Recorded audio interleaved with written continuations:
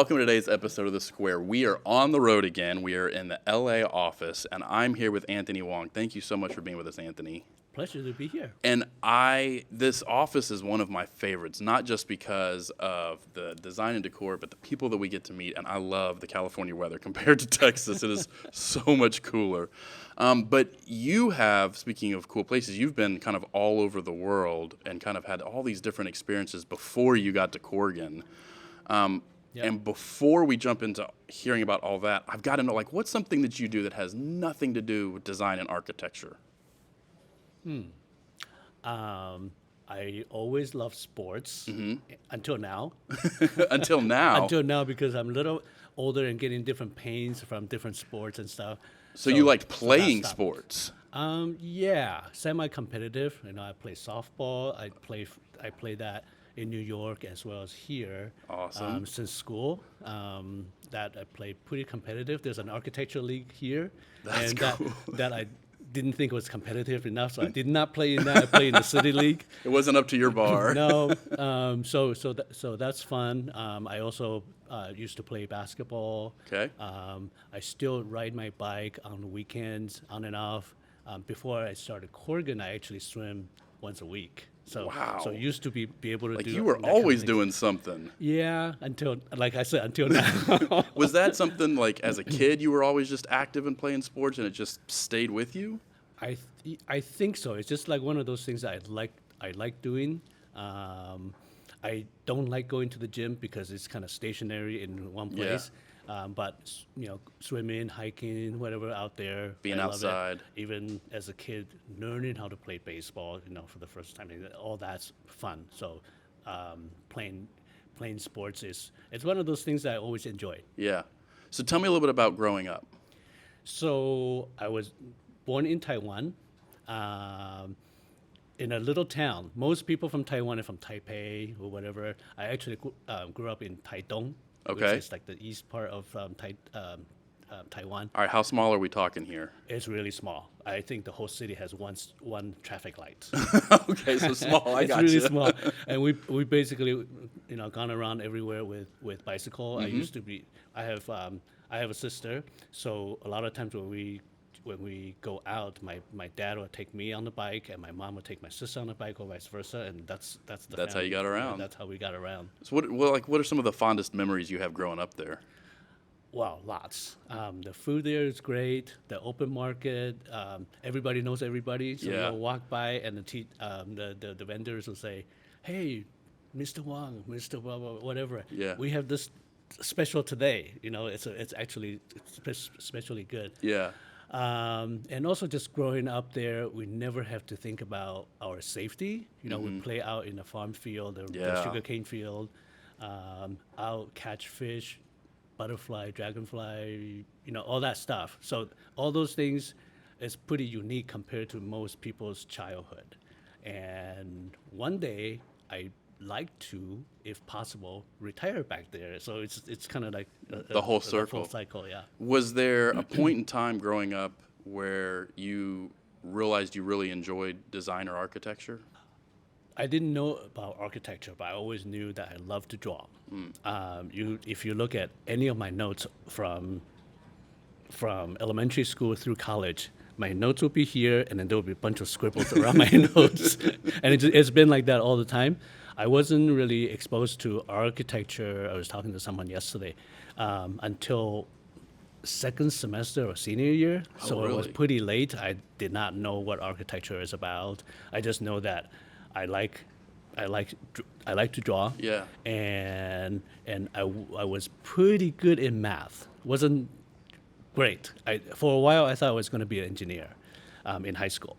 Got it. And then I had a real math teacher who kind of challenged us, and I did not have the passion to sit there for 4 hours for one problem.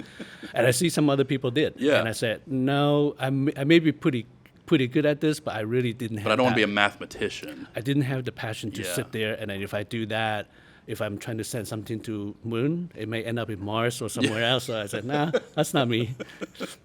So you got to your second semester senior year, you realized that there's this field of architecture, and then was it one of those things where you just kind of like fell in love at first sight, or was it something that kind of grew in terms of a passion? It kind of grew. So from there, I did apply to architecture school, but being so late, didn't get accepted into any of the schools. I went to USC as undeclared, and from there, I got to see what architecture students were doing, Yeah. and that's when I thought, okay, this is where I want to be, this is what I want to do, and so I think it's much better than some of the kids, me included, that maybe decide that in high school or thinking that that's what I wanted to do, and then gone in there and said, ooh, What have I done? yeah, exactly. Was there somebody that kind of stands out, whether it was in Taipei or here in the States, that stands out to you as somebody that kind of inspired you, whether it was in drawing or learning or curiosity? I have to say, going through architecture school, one of the professor at USC, he is the inspirator and my mentor. Not a mentor that in the sense that I go to him every day, Right. but I had him 2 semesters plus a summer program in Rome. He kind of changed course for me, and he also kind of helped me in the sense that I'm in a room in the dark, and he comes in with just turn on the lights. And so that's how I felt with that. I still remember halfway through architecture school, I was about to call it quit because I did not have a good semester, almost a whole year. Just was not fun. And then I went to the Rome program with him. That changed everything. That kind of rekindled it all? That rekindled it all.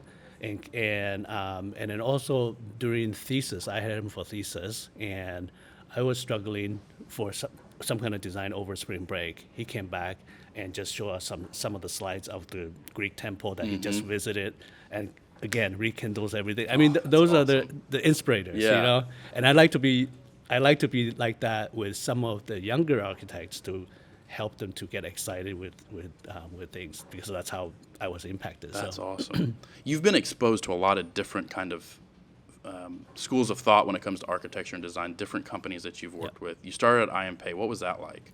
It was very interesting for me. That was the first office worked in after finishing school. Working over there, I was the very first project was great.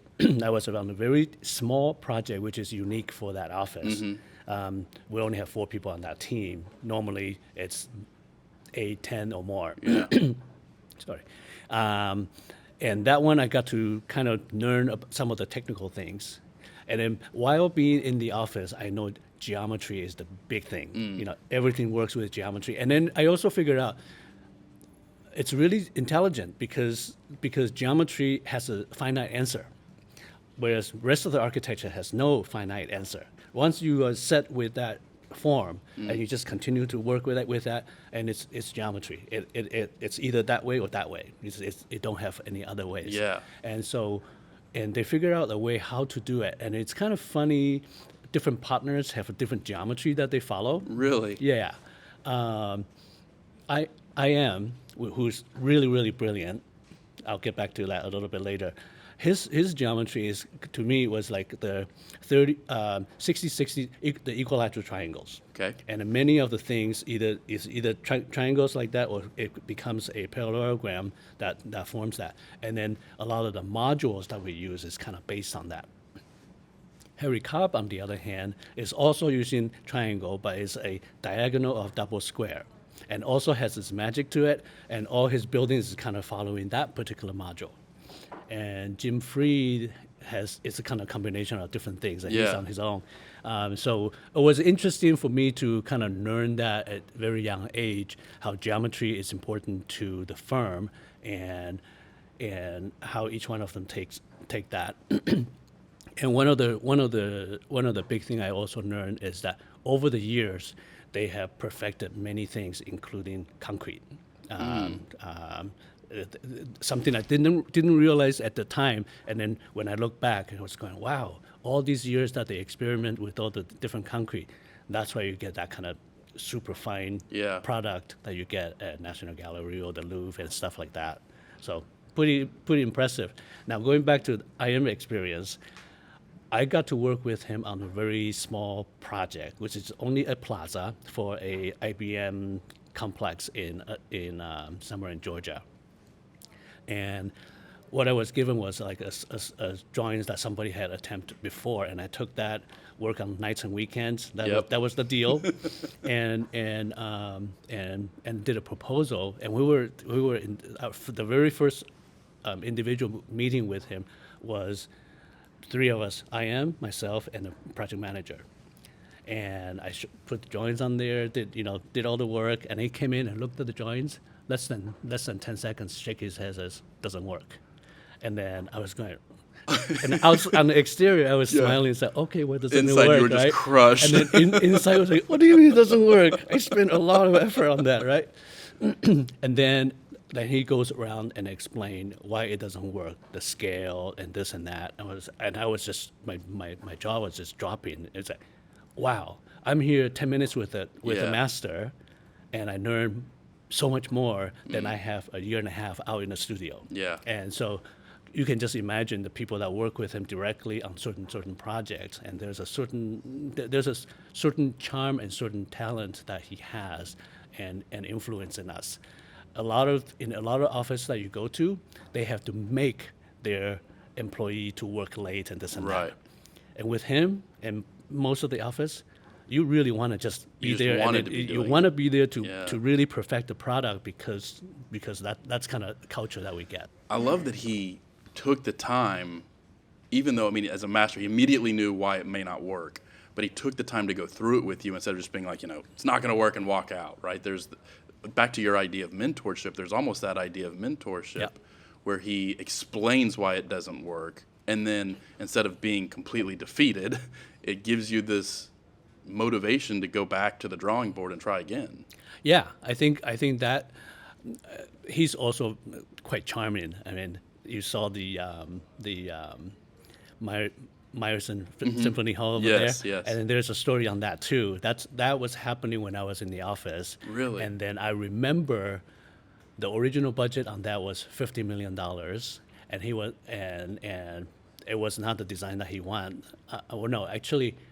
Yeah, the budget was $50 million. Then the design that he came out to be was to be $100 million, and instead of doing a lot of VEs like what we usually do, he was able to convince the owner to bring it up to get to the design that he wanted. So that's kind of the story, and he's quite charming on that.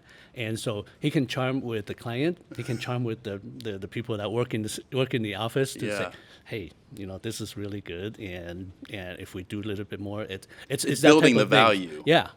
So that was a really good experience that even though that was a small project, I was exposed to that. Well, and it stands out in your mind, and I bet that's something you think about often. What about when you went to Foster? Tell me a little about that. Foster is a complete different animal, and again, I had really good experience on that in terms of it helped me today how I approach building designs. Mm-hmm. In addition to the building concept, very very early on, it's all very logical.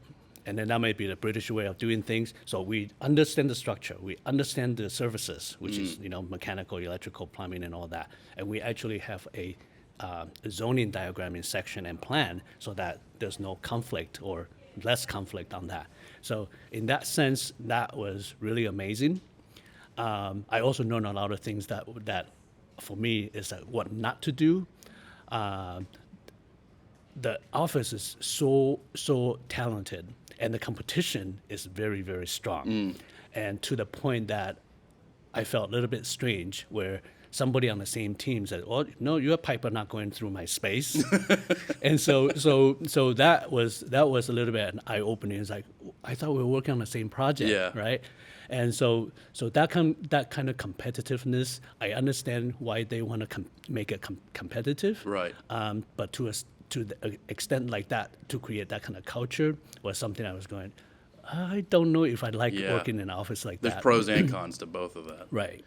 And primarily what you were doing at Foster was the airport, correct? Yeah. Then after that, where'd you go next? I went to France. Okay. I was recruited by some friends of a friend and stuff like that. They wanted to set up a office in Asia and wanted me to be the director over there. And so before that, they want me to go back to the main office in Angers in France to get to know the people, get to understand the culture before started the office there. Got it. So that was another unique experience. So I was almost like living on the airplane, so flying back and Back forth. and forth. While my wife and I supposedly live in France, Yep. and I did spend almost half the time in Asia, just going back and forth. Wow. So I enjoy that. Yeah. Again, it was a fun experience. And then towards the end of that, my wife and I thought, France is nice. We just went through a winter. We didn't like the weather there, and said, no, maybe we should go home. Maybe we should move back to the States now. And just before I did that, I kind of the guy who contacted me to go to foster Hong Kong, he was a classmate of mine from USC. Contacted me and says, hey, we talked about we were going to have our own office, and now I set up an office in Hong Kong. You want to come and join me? That was a great opportunity for me to have my own office and all that. But my wife, on the other hand, didn't like it. So took it some convincing there. Yeah, her experience in Hong Kong the first couple of years was not that pleasant. Yeah. And so I spent another 3.5 years in Hong Kong doing a lot of interior architecture. So that was kind of fun, and there's also some challenges. And I know some of the things related to start your own business and everything. The business side everything of it. stops here, Yeah. right?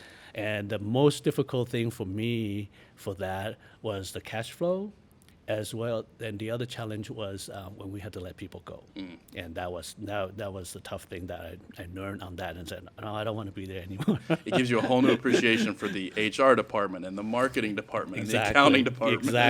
Exactly. So then after Hong Kong, After Hong Kong, I came back here. That's where I worked with Pay Partnership. Basically, it's I am Pay's two sons working on the UCLA hospital, Ronald Reagan Hospital now. And it's kind of interesting because in some ways it's like back to working at I am Pay's office because the system is the same. We all follow the module, and then there's a certain things, and then you have an answers to each one of that, and doing good details on the buildings.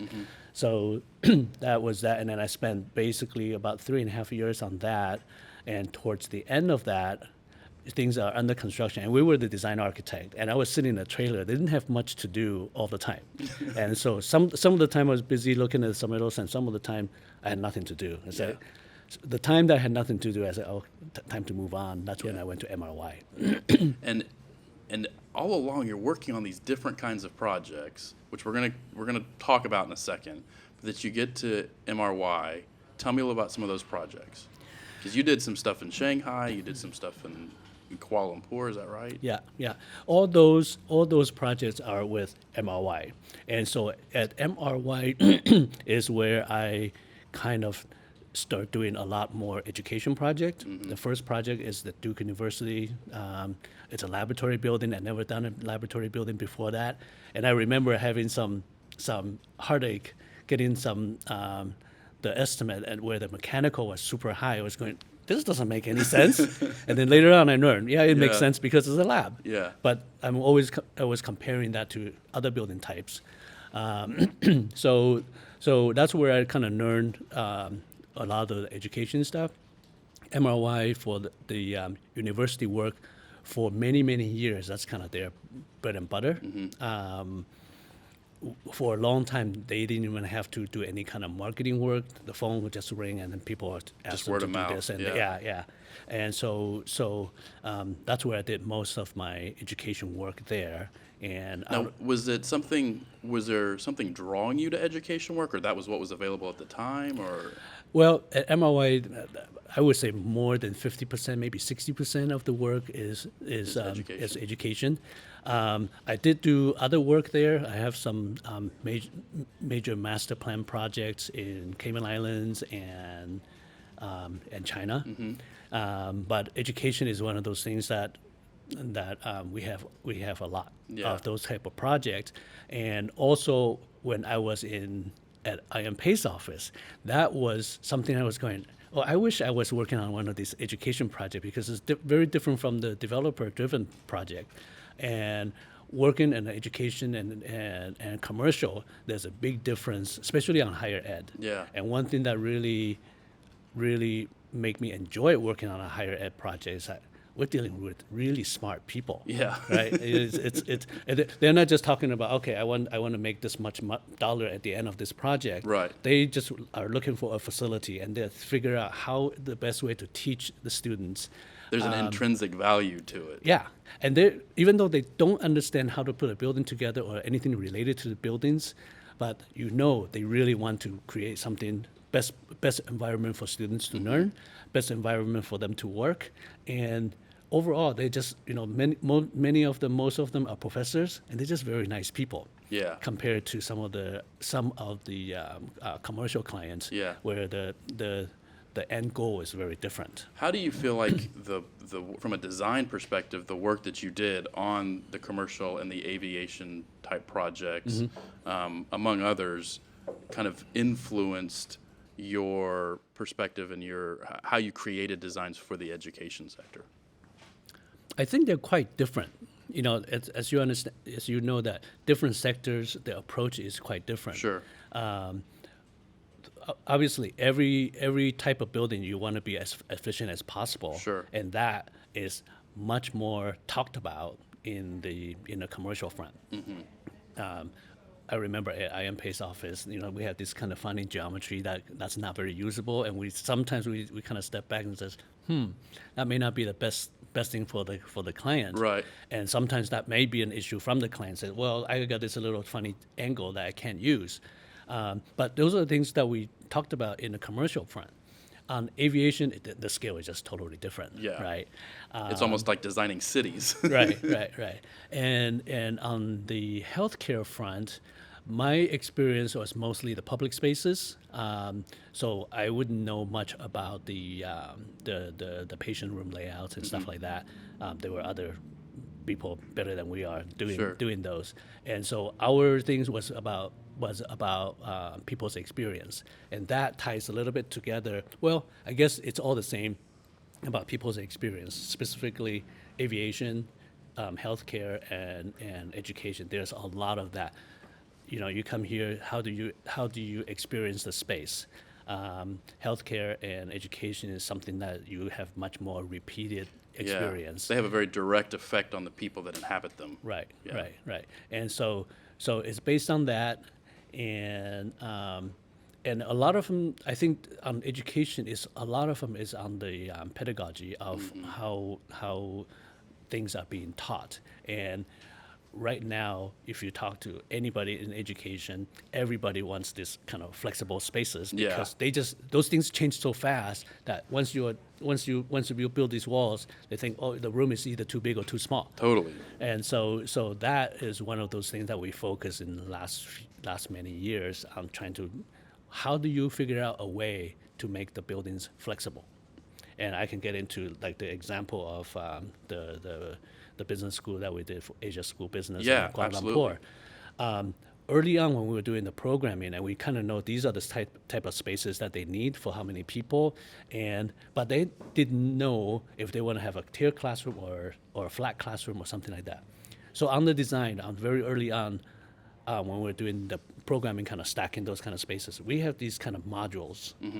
That's great for the bigger classroom would be like this, and the smaller classroom would be half of that or a third of that. So we throughout the building, we kind of having these kind of modules place them, and then in between are the on the collaborative spaces outside of these classrooms that you can sit around. You can use. Right. So that one, even today, is a tier classroom.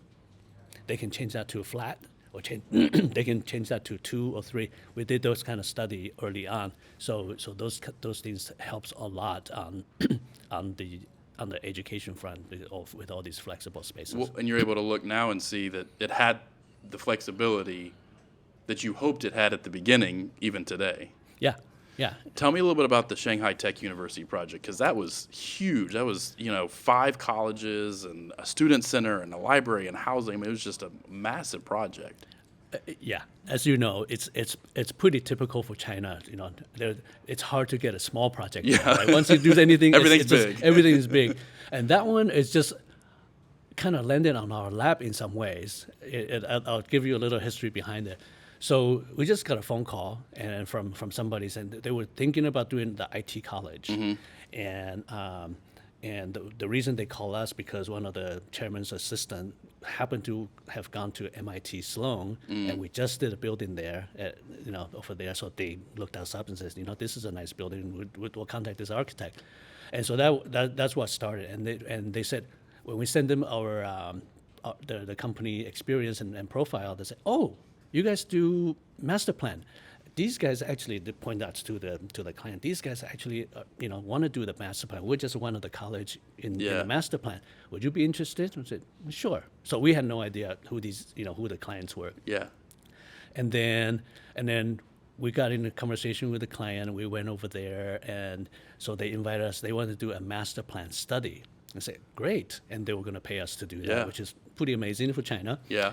And so we were doing that, and then maybe 3 or 4 weeks into it, we found out there's like 4 other firms doing the same thing. You were inadvertently in a competition. Yeah. So we said we keep on calling it a competition. They said, oh no, you guys are all doing like different studies. Yeah. And it's not a competition. It's competition. It's a competition. So we finished that in about 2.5 months or so, and went over there, and it was a competition. We competed with 4 international firms, including us, and then one local. And we didn't have a model. I think KPF or somebody had a humongous model there, and we're just going, oh no, there goes our chances. And we actually end up winning the competition. That wasn't a competition. Yeah, and then took many months. Took about 8 months to negotiate what they want to do and stuff like that. We were just hoping that we can get 1 or 2 buildings. Yeah. And what they say is like, okay, this is how it's going to work. We're going to give you get to pick. We're going to divide the campus into 3. You guys do this one, and KPF, will do another third, and the locals will do the housings and stuff like that. You guys do the concept, and they'll finish up. And so we went over there to negotiate the contract. I came back very happy. We got a third of the campus. Yeah. And so I think I got back on a Friday night. Saturday afternoon, I got a call from our colleagues in Shanghai telling us that they dropped KPF, and they were asking us if we can do all the stuff that KPF was doing. Yeah. And that changes the whole game, right? Yeah. Because initially you need maybe 20, 25 people to work on these, and all of a sudden you need the other group to do the other ones. So we talked about it. We were going to take on 2 campuses because it's just on the other side of the main gallery, which is connecting the residential to the future development things, and then feeds off the 4 colleges. And so we thought, okay, maybe we'll do these 2, and the other one a little bit off. Maybe we'll let somebody else do it, maybe the local guys. And so that's how we got started. Very, very fast during the contract negotiation. It was in early October, and they said we want to start construction in December. Yeah. Oh my word. And I told my colleagues, I said, don't worry, if they can do it, we can do it. Yeah. We can compete. They're not. Maybe they will have a ceremonial groundbreaking. Yeah. Throwing some sand with some gold shovels type thing. Yeah. And so that's exactly what happened. So they had a major ceremony. Get something started. I think it's very political, right? Yeah. So they have to get that one started, and so we were designing as we go. Yeah. And some of that experience was interesting because we really had to design as we go. Something that they built that is not supposed to be there, and we had to change our design to modify it so it makes sense. Some of the things like we saw it on the shop drawing of the steel. We said this is wrong, in wrong place, wrong shape, blah blah blah, and we went to the site. They were installing that exact same thing. No. Wrong steel, wrong size, wrong location, and all that. So that was quite a challenge. And then all that came together, designed and built probably in 3.5 to 4 years. Wow. And so that was pretty amazing experience. And then for me personally, the first 3 months of the project was hell because everything was going through me. And you can just imagine how much information. Sure. And then once we started the kind of schematic design, and I kind of divided up the teams, says, okay, you guys do this, and you guys talk. You were able to delegate some of it out. out. Yeah, you guys can coordinate with them directly, and then just copy me on everything, and get me involved on the bigger issues. Yeah. And not everything needs to go through me. Yeah. So, and then that worked out a lot better, and was a really, really amazing experience. And early on, you were talking about those fancy dinners with the client. We experienced some of those. I bet you did. Well, I've seen some pictures, and we'll put some on the screen. But is a beautiful project. And the other project I wanted to ask you about was the Discovery Building project, because that was one of your last projects at MRY. Mm-hmm. So that project, again, is a little bit of unique. I didn't start it off being assigned to work on that full time. Mm-hmm. I was supposed to be mentoring a couple guys, one on a PA position, one at a PM position, kind of knowing what to do. Because we have MRY is only working a portion of it. That was a collaborating project with HED. Mm-hmm. And so halfway through, I was in not even halfway through, doing schematic design. One of the PM that I was supposed to mentor, he decided to leave. And so little by little, I get dragged into that and becomes the PM for that project. And that was a project, it's semi-unique because it's working with another architectural firm, and we didn't say you do design, you do construction, and we kind of split the building in half. We were dealing with the outside, and they were dealing with the inside, and so it was a good way for me to learn about the K-12 buildings. Yeah. Some of the things, especially how they treat certain materials, we have to choose some pretty robust materials because it's K-12. Those kids can rip through materials pretty quickly. Right. And so for me, it was an eye-opening experience because I was so used to designing higher ed, and then coming back to think, oh no, you cannot use that. Oh no, you cannot use that. Yeah. That type of approach. So that was a good learning experience for me, and specifically for California project. California here we have DSA, and everything has to go through DSA, and that project allowed me to see some of that experience, some of the challenges working with DSA. It's not that different from like your normal plan check people, but it's just one specific group, and that is super tough, or impression to be really tough for the K-14 market here. So, even before the pandemic, there was a trend, especially in higher education, to kind of push things virtual, online, University of Phoenix, those kinds of things, where people were able to do a lot more of the higher education without being in an actual building. So are physical buildings still important to higher education? I think so. I it's just like our office. Almost all the education requires that collaboration, especially interdiscipline collaboration.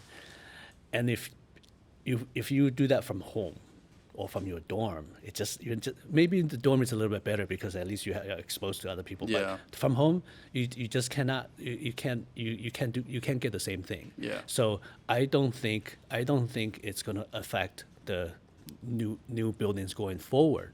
However, I do think that there are some of the things that can be taught virtually, and then for some universities or some schools that has a lot less space, they may be able to revamp and then get something that's more efficient. Some school like USC, they're landlocked. They basically don't have any place to expand. So they have to be creative in how to use this space to maximize it. Some of it is going to be their operation. They can put different people on there different time, so that they max out. Right. In terms of designing the spaces, I think it's still going to be really important, and even much more important to be flexible. Yeah. Right. Well, so is there? I'm curious. Talking about the mentorship and being mentored. Let's say that you had the opportunity to go back to your 21, 22-year-old self. What is it that you would say? What's a piece of advice or something you wish somebody had told you at that time? That's a good one. I don't know. It's in terms of the, when I was there at that time, some of the professors, their lifestyle is exactly what I was envisioning when I'm at this age. Right. Maybe I have my own firm and I'll be teaching and I'll be mentoring some of the students over there, and so now what I'm doing is I'm still mentoring the kids without being teaching the studio and stuff like that, being involved with the local university, UCLA and USC. But if I were to go back to tell myself about that, I would say that to understand the business side of the practice a lot more early on, because I really had no clue about that until I lived in Hong Kong. Because Hong Kong is very, very, it's kind of in your face type of, you need to understand these kind of business type of things. And so I think understanding the business part of being an architect, understanding that is really important, especially a lot of the designers who's always dreaming. Yeah. And for a project to get built, we really have to understand all of that front, what our clients are, what's important to them. Is there a project that's like a dream project for you that you would love to do that you haven't had the opportunity to do, whether it's in education or not? Like there's something you just wish you had the opportunity to do? You talk to 100 architects and you're probably going to get 99 answers say, I would love to do a museum. Yeah, I've heard that. Yes. And then that's one. Why thing is that something that 99 architects would say? Because that's something that's very, very, very, very few opportunities for architects to be able to do that. And then the unfortunate thing is some architects gets all of that. Yeah. Right. And then they just do museums and museums only. That's pretty all they much. do. Yeah. They're the one that wouldn't say a museum out of Right. 100. Right, but for most people, because those are the spaces are very simple. It's not cluttered at all, and you deal with the basic fundamental of architecture. You deal with structure, you deal with light, you deal with circulation. And maybe we all start with our profession that way, doing some kind of not profession studies that way. There will be some kind of spaces like that in your academia experience, and then that's probably the most enjoyable one. So that's probably why most people say that. So if I'm walking through the Anthony Wang designed museum, what do I see? What stands out? Like what are some of the features? I would think that for me, something's gonna be in there for sure is some kind of light. How the natural light comes in, and probably with something with a contrast. And that's on the inside. On the outside, I'm hoping to be on some kind of dramatic site, right? That you can do something really, really special that people don't forget. Either on a cliff or on top of the mountain, or on top of something like a Greek temple, something like that, right? That would be ideal. So I was just gonna say that two or three of the buildings that really impact me, that really kind of touches my soul. They're many nice buildings, but they're just nice buildings. Yeah. But then something that really touches my soul is the very first time I visited that chapel at MIT that Saarinen did. Right, the light comes from the side, and then you have this light coming. It's a tiny building, but you go over there, it kind of like kind of stare you in a different way. And then another one is the Ronchamp in France. Yep. Again, it's a very similar way. You go into a very dark space, but the way the light comes in, from the top, from the sides, and all of that. So those are something that I think something like that can actually kind of touch you in the heart, touch you in the soul. That beyond a very nice building. If you weren't an architect, what would you be? I don't know. I think probably something to do with business. Because nowadays I'm paying a lot of attention to the economics, the business side. Some of that is to help me to understand. So when I practice, I'm in the same wavelength with those guys. But I do find that there are also a lot of different opportunities, specifically like an entrepreneur type of you do certain type of research and you can bring this out to the market. Yeah. But that whole process, that whole thing, it's interesting. Well, there's a lot of creativity that goes into that. Exactly. Is there anything you wish you'd done differently along your career? I don't know. I have to think about that. When I look back on my career, I see that I had so many experience and so many opportunities that many wish I have, and I feel really blessed with that. And I don't know if there's anything that I would do differently. Maybe the time when I left Hong Kong, in terms of career, staying there and working with on the larger China market was because that was still in the 90s and it's still early, and if I had done that, what would it be, right? But based on my experience there, I didn't really want to be the boss anymore, and so that was. Maybe that changed that, but I think that was one opportunity. Is like, I wonder what happens, right? Yeah. So you've been to these various firms. You've kind of collected a variety of experiences and types of architecture and projects, and now you're at Corgan. How did you get to be at Corgan? Well, I think the first thing is I was looking for an exit. Where I was, I loved that place. I loved MOI. I loved the people there. I really loved the two partners there. I was just getting frustrated over there with the succession plan or lack of, and I was even involved in some of those discussions, but wasn't going anywhere. Yeah. So I was looking for opportunity elsewhere. With Corgan, I had no idea who Corgan was. Maybe 6 months before I contacted Corgan. Yeah. Right? It was just, I started seeing something on LinkedIn. I started seeing something specifically on the aviation portfolio. And it was the winning of the Chicago competition. Yep. That kind of triggered and then put me to the side. So, okay, I'm going to try to contact Corgan and see what Corgan is about. Yeah. And so over the time, I started getting more and more and looking at the website and stuff like that.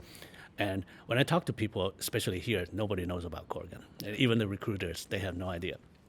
And so first I connected with Scott on LinkedIn, just connection. And he accepted. And then another few weeks later, I thought, I'm just going to contact him, write him a message, because I didn't want to go through the same, the submit my through the HRs and stuff. I go, once these get out there, everybody's going to know. Yeah. So I'm just gonna go to Scott directly, and so I sent him basically, I'm interested in working with Corgan, blah blah blah, and you have my profile on LinkedIn. Take a look, and if you're interested, let's talk more. 2 days later, I got a response on that, and then so that's where we started a conversation. Yeah.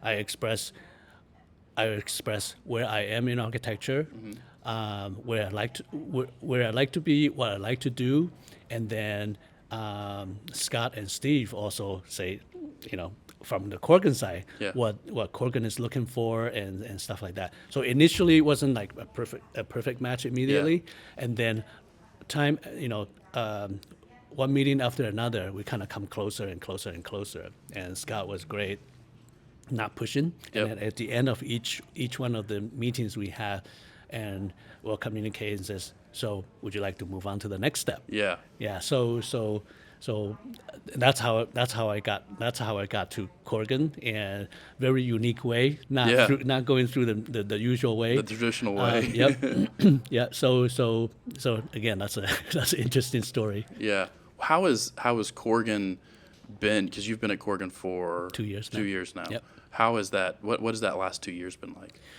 Well, the pandemic is a big portion of it, right? It's skewed it slightly, I'm sure. Yeah. So a year and a half of that working from home. I have to say, it's a really, really positive experience for me. Mm-hmm. I really like the people. Yeah. I really like the culture. What I'm tasked to do is a little bit challenging for California, based on almost all of our experience on education is in Texas, and in California they want to see California. Tell me a little bit more about that challenge, because there's obviously schools are schools, but there's probably some differences between Texas schools and California schools and how you think about the design. Okay, so let's go the easier one first. Okay, fair enough. On the higher education, universities and stuff like that, there is really not much difference. It might as well be the difference between USC versus UCLA. Got it. So the requirement isn't that different, and so that's the easy part. The most challenging part is the K through 14. Because of California legislation, all the project, I think I mentioned earlier, all the project has to go through DSA, and DSA is a specific body. DSA stands for Department of State Architects. Got it. And so it's a very specific group that checks on the normal things that we would need to do anyway: accessibility, fire, life safety, and structure. We'll have to deal with that on the normal buildings. Sure. But specifically, they check on those, and it has to go through a lot of forms and process. And so the perception from the client is that they want to see how many DSA projects you have done, in the last 5 years. Right. They may expect 10, and so a firm like Corgan, we don't have any. We have tons of education experience, but not any DSA experience. Full 60 years of different projects, right? But we don't have DSA, and right. Sometimes they don't even say DSA; they just say California. Yeah. Because on community college, there's a certain funding system. Going through that system, community college has to get through the funding through Sacramento, through another group. Sure. It's all the different process that you need to go through. Yeah. The actual design of the school is exactly the same. Yeah. So it's that process, and they are concerned that you don't have that type of experience. Right. And so that poses a challenge for us, education studio here, on that specific front. The other challenge is it's less on the building design. It's just our presence in California. Mm-hmm. LA office is relatively new. People don't know who we are, and I would go to events and people would say, "What do you guys do? Yeah. Are you a contractor? Are you a supplier? Yeah. You are, whatever." And I get that from clients. I get that from contractors. Or they may know, "Oh, Corgan, you guys are aviation guys." Yeah. The bigger contractors know who we are. Right. So that presents the challenge, for what I do. But going back to your first question, I am loving everything here. Yeah. Sometimes it's a little bit frustrated because I run into some kind of walls. Yeah. And my other hat that I'm wearing here at Corgan is the studio design director. Yeah. Which helped me to keep my brain cell going. Yep. And having that conversation with the design council, the design advocate group, with Hugo. Yep. Sometimes with you guys. Yeah.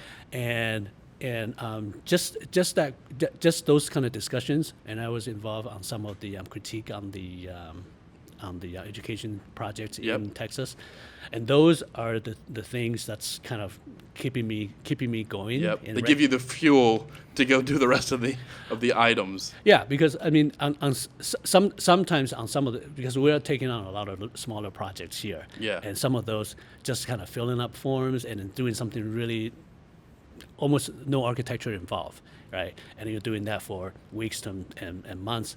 And so while doing that and having a balance between that and having design discussions helps a lot. Yeah. And I think that's probably for many of the even just the technical staff in the office while they are doing in CA, they may be doing a lot of submittals or they do a lot of the CDs and doing a lot of details, and they don't get to step back and think about design. I think for an architect, we really need that kind of balance. Yeah. And having those kind of discussions, sometimes it's not even a design problem, but it's a design direction, how to make our firm better and stuff like that. Those kind of things, it's great. It's been great. So. Anthony, thank you so much for being here and for having this conversation with us, sharing all this knowledge with us. And thank you so much for watching The Square. Make sure to check out the next episode. Thank you for the opportunity. Absolutely. Thank you.